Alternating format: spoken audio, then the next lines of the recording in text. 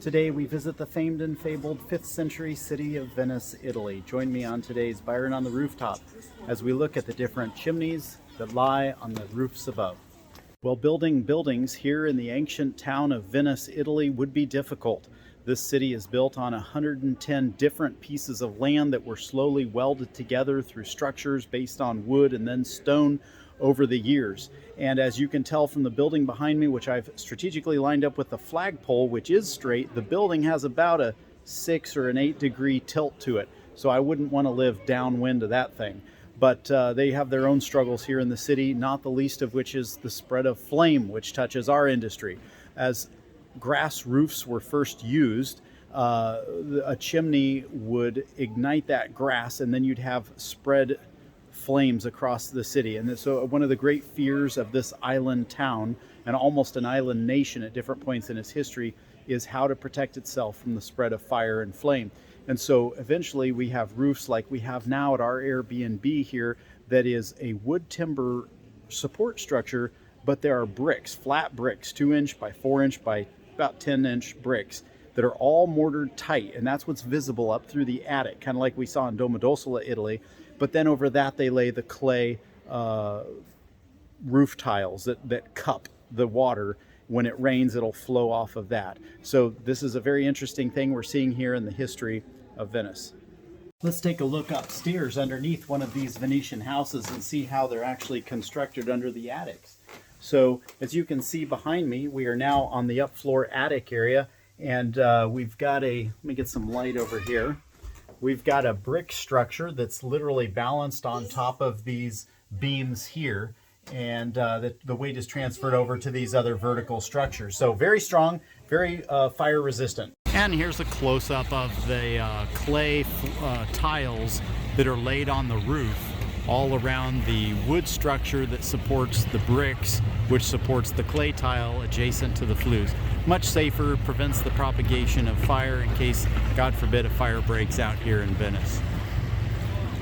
I thought you guys would enjoy seeing this one. This is the supporting structure of the chimney right here, and it rises up about 45 feet up, about 4 floors up. How would you like to do your clean out access from a canal boat, guys? How's that sound? You go up and you're like rocking and shoveling out the the ashes and so forth from this ash clean out. I thought you guys might enjoy that. That'd be a difficult job to access that ash clean out. I wonder if the NFPA would recognize that as an actual ash clean out with proper access, or if that would be requiring tools so it would it'd be accessible but not inaccessible. So I thought that'd be a fun thing to ask you about. The funnel-shaped chimney here is reproduced at scale over in a nearby palace built in 1479 by a diplomat from Venetia who negotiated a tricky truce with the Ottoman Turks. Look closely at these unique chimneys which have an upside-down funnel shape. Over 500 years old, they've done their job of dispersing smoke and sparks, which was the main concern of these chimneys in Venice, where often thatch roofs were slowly getting replaced with brick and mortar and slate tile roofs. And just in case a funnel-shaped chimney isn't your favorite flavor of shape, these wealthy families of Venice would also make box-style chimneys. Let's take a look. So we've seen quite a few of these. We've not been able to see much of the interior, so this video is going to be mostly just the exterior shapes, but the smoke diffuses into basically a giant box diffuser on this palatial style building over the Grand Canal. These you can actually see daylight through, which is commonly done in Philadelphia, New Jersey, where they put a piece of stone slate over the top and let the smoke divert at 90 degrees at the top.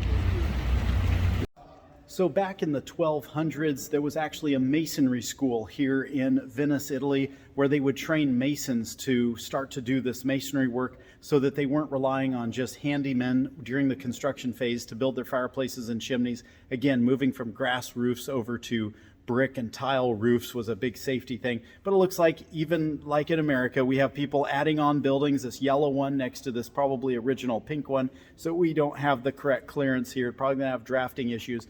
Interestingly and uniquely though, in Europe it's not illegal, and it probably never has been because it still isn't to today in Germany. You can blend wood burning systems together. So if you'll notice here, you have a 2-corbel system that is supporting a fireplace that's external to the building, and then it blends into probably what is a wood burning stove, probably a cook stove from the 1800s, on this chimney here going the rest of the way up. Pretty common over here as well. We see the same, probably a wood burning stove, again with a box style chimney. And then in this building behind me, we've got the double corbel supporting the fireplace structure, about 4 feet wide. On the inside, net 36, and then it supports the fireplace structure going up to sort of an inverted cone as well. Behind me is one of the most contoured flues on the outside of a structure I've ever seen. About a 45 overall height and a 45-degree slope, nearly bolted onto the side of the structure. I can't help but guess it probably won't draft very well. I hope today's video was informative and interesting as we take our travels across Europe. If you liked our video series, please like and subscribe, and we'll continue to feed the Google monster. Thank you.